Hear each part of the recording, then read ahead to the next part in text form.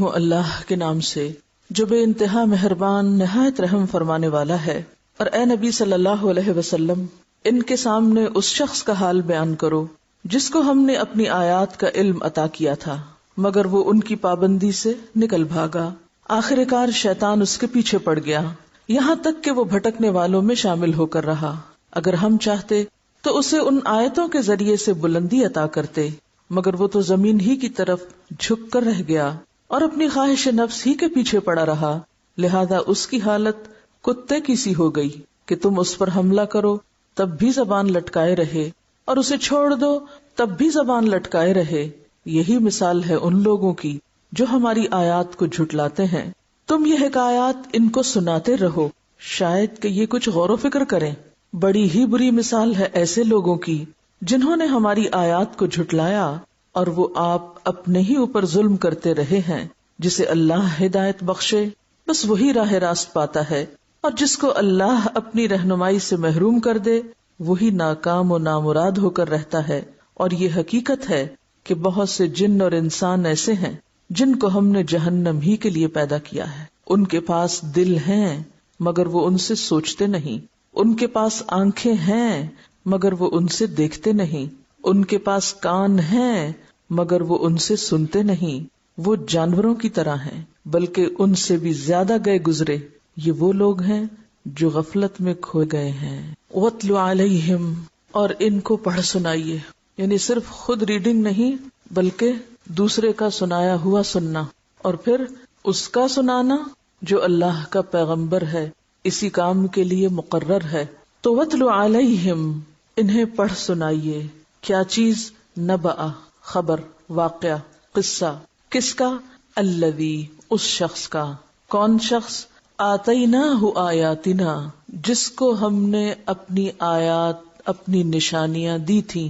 فانسلخ منہا، تو وہ ان سے نکل بھاگا۔ فانسلخ، سین لام خے، جانور کا کھال کے اندر سے یا سانپ کا کیچلی کے اندر سے نکل جانا، یعنی کسی چیز کو چھوڑ کر نکلنا اور گزر جانا، یا پھر کپڑے اتار کر ننگا ہو جانا۔ تو آیات یا احکام الہی کی پابندی سے یا دین کا وہ لبادہ جو اس نے اوڑھ رکھا تھا اس سے وہ نکل بھاگا، اس نے وہ سارا طریقہ چھوڑ دیا۔ شیطان طاق میں تھا، لہذا جب وہ نکلا اس رستے سے فَأَتْبَعَهُ الشَّيْطَانُ، تو شیطان اس کے پیچھے پڑ گیا، اس کے پیچھے لگ گیا۔ فَكَانَ مِنَ الْغَاوِينَ، یہاں تک کہ وہ بھٹکنے والوں میں شامل ہو کر رہا، یعنی شیطان نے بھی دم نہ لیا جب تک کہ اس کو گمراہی کی آخری منزل تک نہ پہنچا دیا۔ وَلَوْ شِئْنَا، اگر ہم چاہتے، لَرَفَعْنَاهُ بِهَا، ہم اس کو انہی کے ذریعے بلندی عطا کرتے، اسی علم، انہی نشانیوں کے ذریعے ہی عزت دیتے۔ جس عزت کی خاطر وہ دین چھوڑ گیا، وہ عزت اس کو دین کے اندر بھی مل سکتی تھی۔ وَلَكِنَّهُ أَخْلَدَ إِلَى الْأَرْضِ، لیکن وہ تو زمین کی طرف جھک گیا، مادی دنیا کا اس نے انتخاب کر لیا۔ وَاتَّبَعَ هَوَاهُ، اور اس کی اصل مشکل کیا تھی کہ اس نے اپنی خواہش نفس کی پیروی شروع کر دی، وہ خواہشات نفس کا غلام بن گیا، وہ اپنے دل کی مرضی پہ چلنے لگ گیا۔ فَمَثَلُهُ، تو اس کی مثال كَمَثَلِ الْكَلْبِ، کتے کی طرح ہے۔ ایسا انسان انسانیت کے درجے سے اتر کر پھر کتے کی سطح پہ آ گیا، ایک جانور کی سطح پہ آ گیا، محض اپنی خواہش پرستی، شہوت پرستی کی وجہ سے۔ اور کتے کی خصلت کیا ہوتی ہے؟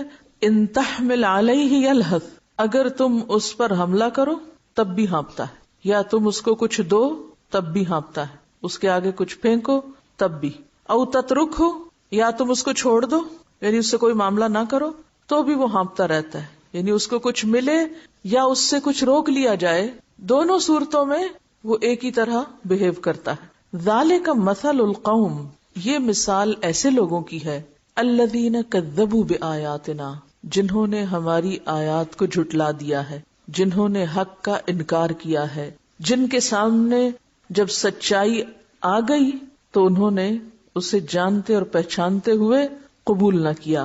فاقصص القصص، تو آپ قصے بیان کرتے رہیے، ایسے واقعات سناتے رہیے، لعلہم یتفکرون، ہو سکتا ہے غور و فکر کرنے لگے، ہو سکتا ہے انہیں خیال آ جائے، ہو سکتا ہے اس آئینے میں کوئی اپنے آپ کو دیکھ لے۔ اور پلٹ آئے، رجوع کر لے. ساء مثلا القوم، کتنی بری مثال ہے ایسے لوگوں کی. الذین کذبوا بآیاتنا، جنہوں نے ہماری آیات کو جھٹلا دیا.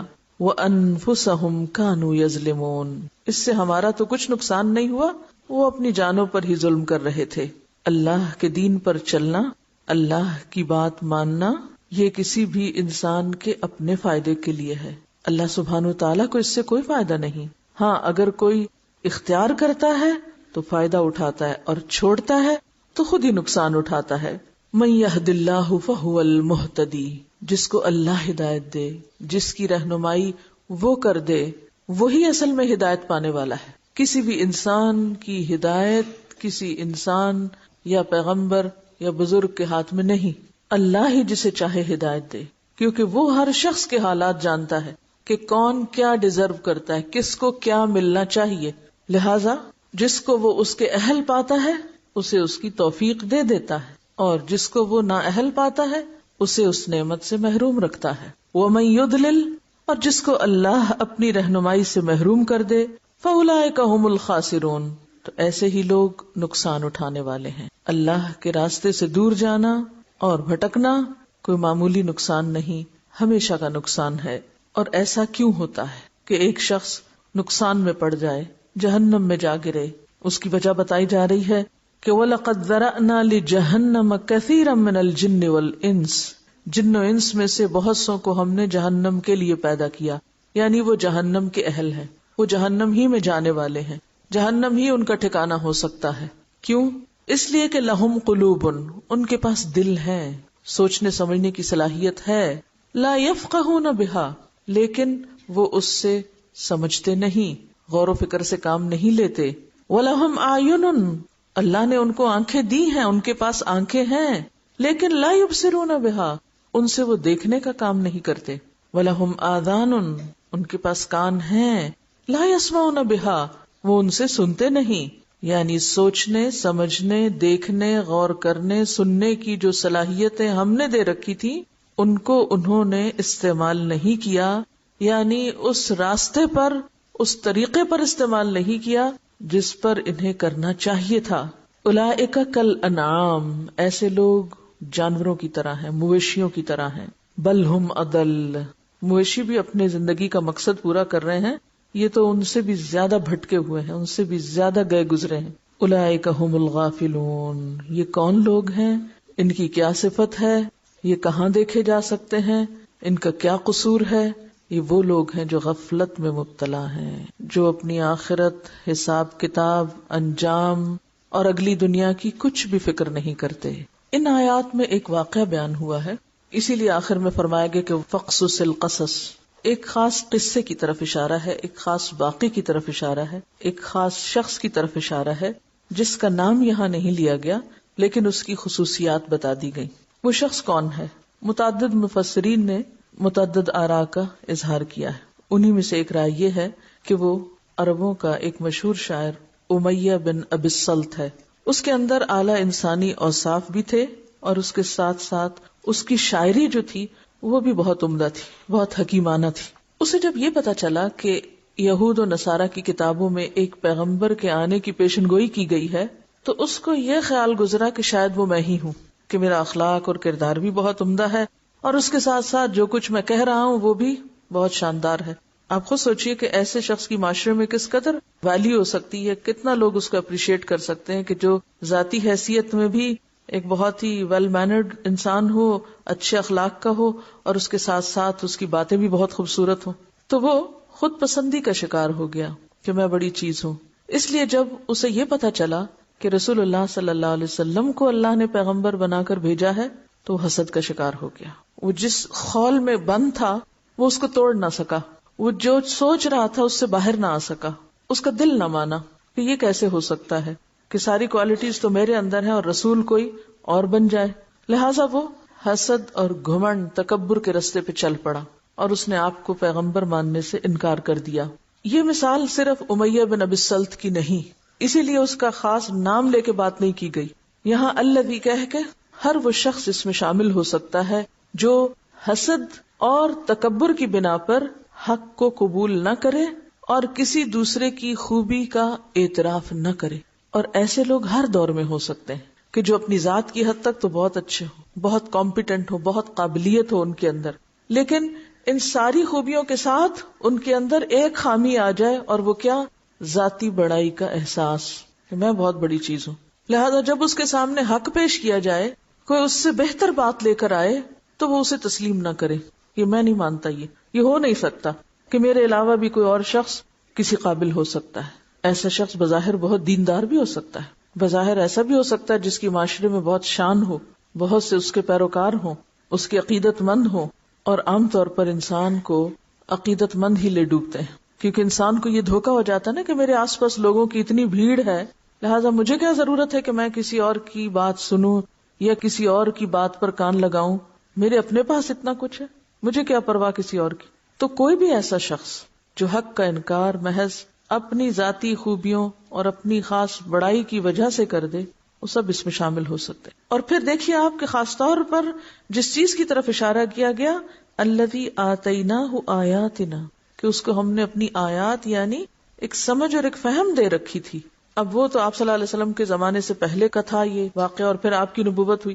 لیکن آج کے دور میں بھی اگر کوئی شخص جس کے پاس دین کا علم ہو، آیات کا علم ہو، قرآن کا علم ہو، اور پھر وہ اس کو چھوڑ کر اپنی خواہش نفس کے پیچھے چل پڑے، یعنی ایک بہتر چیز اس کے پاس تھی لیکن وہ دنیاوی فائدوں کی خاطر اس بہتر چیز کو چھوڑ دے، تو ایسا شخص اللہ کی اطاعت کی بجائے شیطان کا پیروکار بن جاتا ہے. شیطان اس کے پیچھے لگ جاتا ہے اور اس کو بھٹکا کر چھوڑتا ہے، حالانکہ اس دین اور دین کے اعتراف اور دین پر عمل کرنے سے اس کو بہت عزت مل سکتی تھی، کیونکہ عزت اور ذلت تو اللہ کے ہاتھ میں ہے نا، وہ دین کے اندر یا دین کے باہر تو نہیں. جس کو اللہ جتنی چاہے جہاں بھی عزت دے دے، اور یہ سوچنا کہ دین کی وجہ سے ہماری عزت میں کمی ہو گئی، یہ ایک شیطانی خیال ہے. کیونکہ بہت سے لوگ یہ سمجھتے ہیں کہ اگر ہم دین کی طرف آئے یا دین پر ہم عمل کرتے رہے تو اس سے ہمارا معاشرے میں کوئی مقام یا ویلیو نہیں رہے گی. حالانکہ وہ وقتی طور پر ایک آزمائش ضرور ہوتی، لیکن اصل کامیابی سچے لوگوں ہی کو ہوتی. کامیابی کی بنیاد جھوٹ نہیں ہوتا، وہ اگر وقتی طور پہ نظر بھی آئے تو اس کی کوئی حقیقت نہیں ہوا کرتی. بہرحال اب کیا ہوا؟ فَمَثَلُهُ كَمَثَلِ الْكَلْبِ، اس کی اتباع نفس، خواہشات نفس کی پیروی کی وجہ سے اللہ تعالیٰ نے اس کو کتے سے مثال دی کہ وہ کتے کی طرح. کتا بھی کس چیز کو سمبلائز کرتا ہے، کس چیز کا نمائندہ ہے؟ شہوت پرستی اور خواہش نفس کی پیروی کا. یعنی کتے کے اندر سب سے زیادہ جو چیز پائی جاتی ہے وہ ہرس، لالچ اور خواہشات نفس کو پورا کرنے کے لیے انہی کے پیچھے دوڑتے رہنا. اسے عام طور پہ کہا جاتا ہے نا نفس کا کتا. اب کتے کی عادت کیا ہوتی ہے؟ اس کو کچھ دو تو بھی وہ ہانپتا ہے، نہ دو تب بھی. یعنی مراد کیا ہے؟ اس کے پاس کچھ ہو تو بھی سرکش، اور اس سے کچھ روک لیا جائے تو بھی سرکش. جیسے اس شخص کے پاس علم و حکمت تھا تو بھی بڑا بنا رہا، اور جب وہ کسی اور کو دے دیا گیا، یعنی نبوت کسی اور کو دے دی گئی، تو بھی اس کی سرکشی میں کوئی کمی نہیں آئی. پہلے ایک طرح سے سرکش تھا، اب دوسری طرح سے ہو گیا. ان تحمل علیہ یلہث او تترکہ یلہث، یعنی جب اس کو اللہ نے دیا تو پا کے متکبر بن گیا، جب کسی اور کو نعمت دی گئی تو حسد کا شکار ہو گیا. حالانکہ ہونا کیا چاہیے تھا کہ جب اس کو ملا تھا تو احسان مند ہوتا، شکر گزار ہوتا. جب اس سے روک لیا گیا تو اسے اللہ کا فیصلہ سمجھتا، یعنی حسد کرنے کی بجائے نعمت کسی اور کے پاس چلی گئی تو اس کو اللہ کا فیصلہ سمجھتا. تو بات یہ ہے کہ ہدایت اس وقت تک بندے کو نہیں ملتی اور کوئی ہدایت پہ قائم نہیں رہ سکتا جب تک کہ انسان اپنے آپ کو، اپنی عقل، اپنے دل، دماغ، ہر خوبی بڑائی کو اللہ کے سپرد نہ کر دے، اللہ کے حوالے نہ کر دے کہ یا رب یہ سب کچھ تیرا ہے، تو نے مجھے دیا ہے، تو نے مجھے عطا کیا ہے، اس میں سے کچھ بھی میرا نہیں. آج کل کے دور میں ہم اس کو اگر اپنے پر لے کر دیکھیں اور ہم میں سے ہر شخص اپنا جائزہ لے کہ وہ دین جیسی نعمت کو پا کر کیا رویہ اختیار کیے ہوئے ہے. کہیں ایسا تو نہیں کہ وہ علم دین پا کر پہلے سے زیادہ متکبر ہو گیا ہو، اپنے آپ کو بڑی چیز سمجھتا ہو، خود پسندی اور نفس پرستی کا شکار ہو گیا ہو، یا پھر اس نے دین کو دنیا کمانے کا ذریعہ بنا رکھا ہو، کیونکہ آگے ہوائے نفس کی اتباع کی بات آ رہی ہے. یعنی کیا بات یہاں بیان ہو رہی ہے؟ یعنی یہ واقعہ کس چیز سے متعلق ہے؟ اگر آپ غور فرمائیں تو اس میں ایک ایسے شخص کی مثال دی جا رہی ہے کہ جس کو اللہ تعالی صحیح راستہ بھی دکھاتا ہے، صحیح بات تک پہنچنے کی اپرچونٹی بھی دیتا ہے، اس کو ایسا ماحول بھی دیتا ہے کہ وہ دین کے مطابق زندگی بسر کر سکے، لیکن وہ اس پہ راضی نہیں ہوتا، اس کو وہاں تسلی نہیں ہوتی، اور وہ دنیا کی محبت میں مبتلا ہو کر، حرص و ہوس میں مبتلا ہو کر ایسی زندگی کی طرف بھاگنے لگتا ہے جس میں دنیا کی چمک دمک ہو، جس میں دنیا کی رونقیں ہوں. کیونکہ جب انسان آخرت کے بارے میں سوچتا ہے تو یقینی طور پر دنیاوی رونقوں میں کمی آتی ہے، ان سب چیزوں کو کٹ ڈاؤن کرنا پڑتا ہے. اب ایک شخص جس کو اللہ نے عقل بھی دی، سمجھ دی، اس نے دین کو سمجھ بھی لیا، جان لیا، پہچان لیا، وہ صلاحیت بھی رکھتا تھا کہ عمل کر سکے، وہ کوئی بدھو بے وقوف انسان نہیں تھا، آتینا ہو آیاتنا، لیکن سب کچھ لے کے بھی فانسلخ منہا، اس نے کہا بڑا مشکل ہے، مجھ سے نہیں ہو سکتا. اور مشکل کیوں ہے؟ کیونکہ میری دنیا ہاتھ سے جاتی، میری شان و شوکت اور میری بڑائی اور میری مرضی ہاتھ سے جاتی، یہاں کوئی کام میری مرضی سے نہیں ہوتا، لہٰذا وہ اس میں سے نکل بھاگتا ہے محض دنیا کی محبت میں. فَأُولَٰئِکَ هُمُ الْخَاسِرُونَ، تو ایسے لوگ نقصان اٹھانے والے ہیں. اب دیکھیے کہ کئی دفعہ ایسے نہیں ہوتا کہ ہمیں اللہ تعالیٰ بقدر ضرورت روزی بھی دیتا ہے، کھانے پینے کا انتظام بھی ہے، کپڑا لباس بھی ہے، عزت کا گھر بھی ہے، دنیاوی ضروریات پوری ہو رہی ہیں، اور ساتھ ہمیں دین کے کام کی توفیق بھی ہے کہ ہم کچھ سیکھیں اور کچھ سکھائیں. ایسا ہوتا ہے نا. لیکن ایک شخص ایسی زندگی پہ قناعت نہیں کرتا، وہ کہتا ہے نہیں، یہ کیا کہ اس تھوڑی سی معمولی زندگی کے ساتھ میں دین کی خدمت کے لیے اتنے گھنٹے نکال لوں، میں اس کو چھوڑتا ہوں، میں فل ٹائم دنیا کماتا ہوں، فل ٹائم دنیا جس میں دین کی خدمت کا کوئی حصہ نہیں، کوئی وقت نہیں، حتیٰ کہ اپنی عبادات سے بھی بندہ جائے، اپنا بھی نماز روزہ جائے. کیونکہ جب آپ دین میں تنزل اختیار کرتے ہیں نا، نیچے آنے لگتے ہیں، تو پھر تو آپ کو اپنے نمازوں کے بھی لالے پڑ جاتے ہیں. یعنی بعض ایسے لوگ بھی دیکھے گئے ہیں کہ پھر وہ اپنے فرائض تک ادا کرنے سے بھی غافل ہو جاتے ہیں. اور اس کی یہ اتنی اعلیٰ پیمانے پر دنیا حاصل کرنے کی بھاگ دوڑ کیوں ہے؟ محض خواہشات نفس کی تسکین، گھر بڑا ہو جائے، گاڑی نئے ماڈل کی ہو جائے، لباس زیادہ قیمتی پہن سکوں، یا اسی طرح دنیاوی شان و شوکت میں اضافہ ہو جائے. یعنی محض خواہشات دنیا اس کو کس طرف لے جاتی ہیں؟ ایک ایسی زندگی کی طرف کہ جہاں نہ دین ہو نہ دین کا نام ہو. ایسا شخص پھر کیا کرتا ہے؟ قرآن پڑھ کے چند دن تو وہ بڑا متاثر رہا، بڑا دیندار رہا، اس نے اپنا حال الیا بھی ویسا بنا لیا سب کچھ، لیکن جو ہی دنیا میں گیا ساری کیچلی اتار پھینکی، سارا لبادہ وہیں چھوڑ دیا. اب وہ کہاں کھڑا ہے؟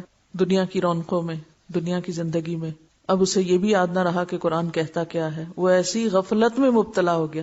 کیونکہ ان آیات کا اختتام کس لفظ پر ہو رہا ہے؟ غافلون، غافلون. کیونکہ غفلت سے نکالنے والی چیز تو یہ اللہ کی کتاب ہی ہے.